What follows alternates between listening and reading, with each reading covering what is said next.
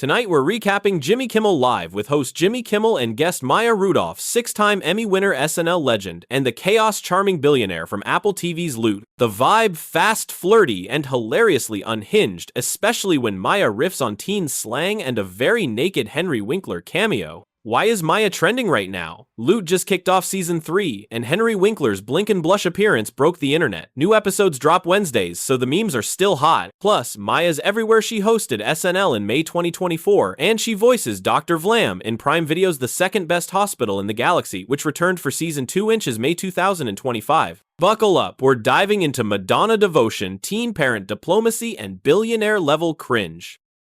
And Madonna was truly the reason I think it was what it was. Like, every single video was like another era and another look and another style, and I think it totally influenced me growing up. This is Maya giving us her creative origin story in one breath. Madonna as the blueprint eras as a mindset. It tracked. In 2024, when Maya returned to SNL as host, her mother opening number pulled straight from that Pop Chameleon playbook camp costume choreography, The Works. Critics read it as a wink to Madonna's legacy in ballroom culture, and it reminded fans that Maya isn't just funny, she's a full-spectrum performer. Cut to 2025, and Loot Season 3 keeps that reinvention drumbeat going. The new run leans harder into Molly's image, pivots, sometimes noble, sometimes cringe, always theatrical, and that's exactly the eras before eras energy Maya is talking about here. Apple even framed the season's launch around Molly's next chapter, rolling out weekly episodes like pop singles. It's savvy branding fueled by Maya's Madonna great adaptability. And with the Winkler cameo exploding online, the show's spectacle strategy is working. She learned from the Queen and turned it into Molly's superpower.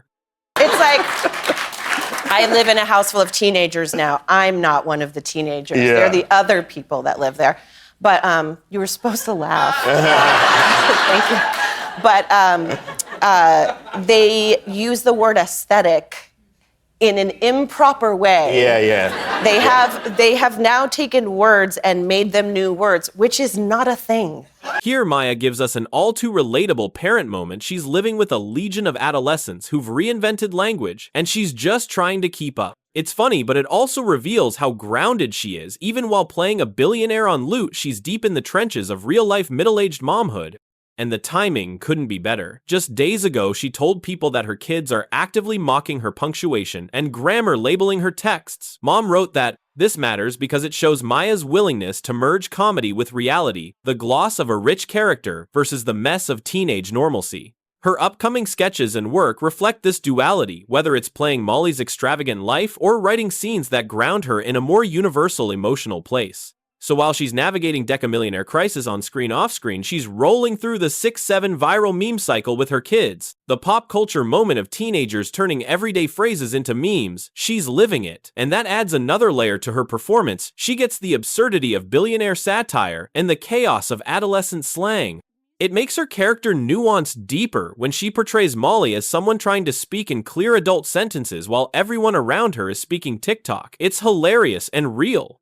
The beloved Henry Winkler, one of the great, kindest men in the menschiest mensch in all the land. Menschiest, the television goat. legend, Fonzie himself, Hey. appeared nude on your program. That's right. Mm-hmm. That was what I wanted. Were you elected to pitch this to Henry? That's right. Yeah. This is peak Maya Rudolph. Playful, fearless, and just a little bit mischievous. The fact that she pitched the idea of Henry Winkler doing a nude cameo on Loot says everything about her comedic instincts. Maya's humor thrives on absurdity wrapped in charm. She's not pushing for shock value. She's going for that perfect blend of surprise and sweetness, the kind of moment that's bizarre but somehow heartwarming. In the real world, this Loot scene became a viral flashpoint in early 2025. Social media lit up with clips of the blurred-out nudist colony, and Henry Winkler himself joked on X, formerly Twitter, "Maya made me do it." Fans adored the partnership between these two TV icons, the SNL powerhouse and the Happy Days legend, both now masters of self-aware comedy. It's a sign of how Loot Season 3 has evolved not just a satire of wealth, but a playground for meta-comedy about fame, age, and ego. Winkler's cameo also highlights something central to Maya's career renaissance: her pull with other legends. She's not just acting opposite them, she's orchestrating the fun. In every way, this moment reaffirms Maya's control of her comedic kingdom. No fear, just bold, joyful chaos. I've been in love with him since I was a little kid, no joke, like truly since Happy Days.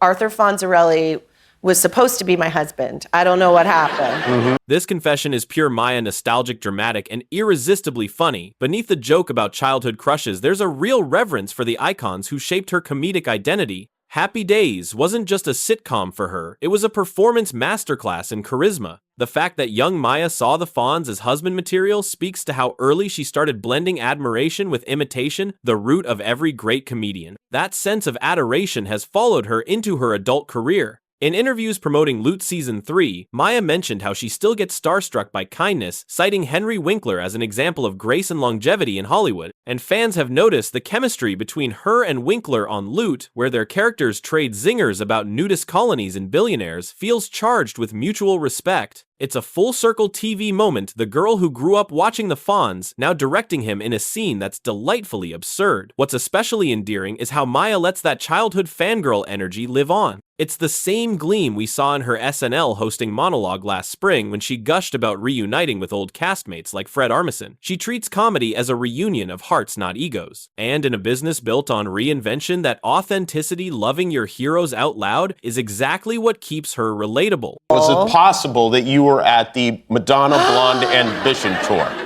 Yes, I was. And the reason I asked this is because our crack research team found a quote in this LA Times article that says, "It's Madonna and Jean-Paul Gaultier," said Maya Rudolph. "They're what style is all about." Excuse me.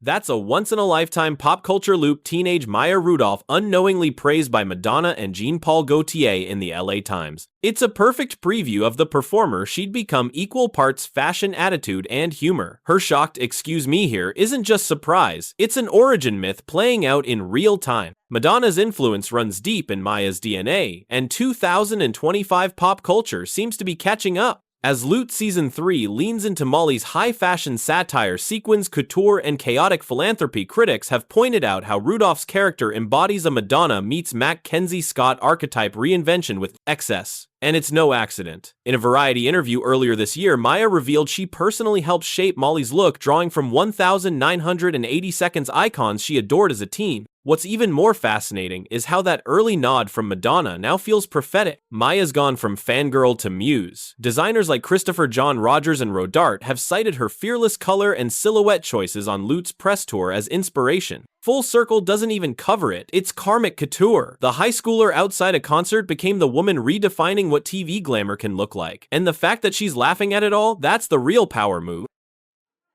My kids think it's delightful that I was born in 1967 because it's like I was born for this little thing that they do to drive us crazy all the time. It makes them so excited. This is the kind of slice of life humor only Maya Rudolph could deliver, playful, self-deprecating, and packed with mom energy. She's talking about the viral 6'7" meme where Gen Z kids mock older generations by turning their birth years into TikTok punchlines. Maya turns that teasing into a stand-up bit, effortlessly transforming generational frustration into affection. And honestly, this moment connects beautifully to her broader public image right now. In 2025, Maya's been praised for being one of Hollywood's most relatable comedy queens. After her SNL hosting gig in 2024 and Apple TV's Loot resurgence, she's seen as that rare hybrid glamorous and grounded. She's openly joked in interviews that her kids are her built-in hecklers, a line that went viral after her Jimmy Kimmel live appearance. Fans loved it because it humanized a woman often seen as unshakably confident on screen. Beyond the laughs, this quote captures a subtle generational truth. Maya's learned to embrace being the vintage mom in a hyper-online household. And that confidence, knowing exactly who she is, even when the slang flies over her head, is part of her lasting appeal. She's proof that humor ages well when it comes with grace and self-awareness.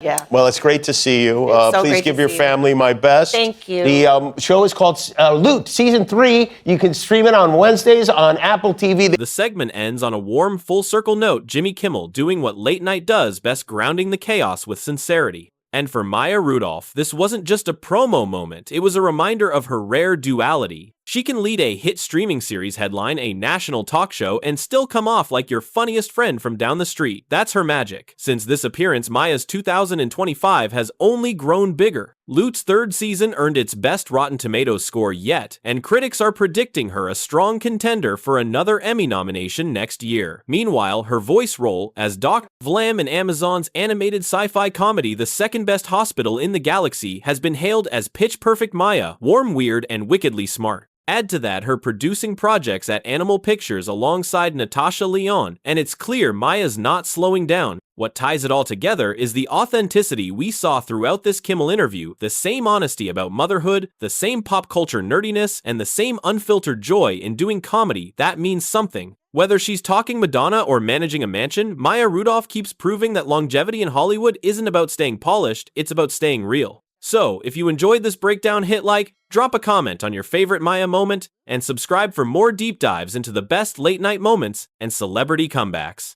Because if one thing's certain after this episode, Maya Rudolph isn't just back. She's thriving, reinventing, and having the time of her life doing it.